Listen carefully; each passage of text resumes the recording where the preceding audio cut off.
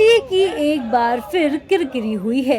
NTA को UGC net के 3 विषयों की परीक्षा रद्द करनी पड़ी है। वहीं अब इस पर सियासत भी शुरू हो गई है। राहुल गांधी ने यूजीसी नेट के 3 परीक्षाएं रद्द होने पर मोदी सरकार पर निशाना साधा है। राहुल गांधी ने एक्स पर लिखा, सोशियोलॉजी, इंग्लिश और कॉमर्स के लिए यूजीसी नेट परीक्षाएं 22 से 30 जून के बीच हुई। लगभग 2 महीने बाद एनटीए ने 3 परीक्षाओं को रद्द कर दिया क्योंकि उसने गलत पेपर सेट किए थे और पुराने सवाल दोहराए थे।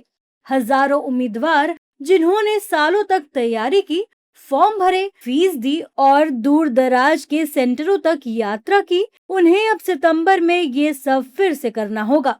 गलती एनटीए करती है लेकिन सजा छात्र भुगतते हैं। एनटीए अभी भी असली सवाल का जवाब नहीं देगा। क्या परीक्षा से पहले ये पेपर लीक हुए थे? मोदी सरकार के बाकी सभी विभागों की तरह एनटीए कभी नहीं मानती कि उसकी गलती है। गड़बड़ी वाले बाकी सभी पेपरों की तरह मुझे पूरा यकीन है कि इसके लिए किसी की जवाबदेही तय नहीं होगी।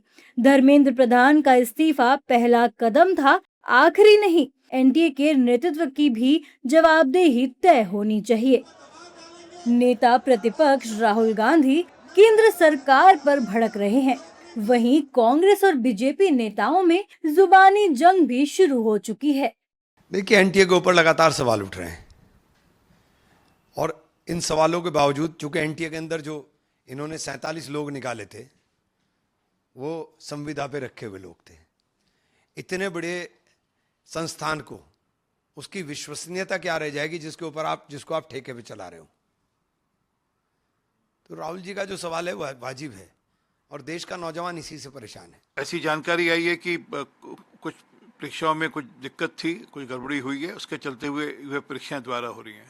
यूजीसी नेट के अभ्यर्थियों का सबसे बड़ा सवाल यही है कि आखिर दोबारा होने वाली परीक्षा का खर्च कौन उठाएगा।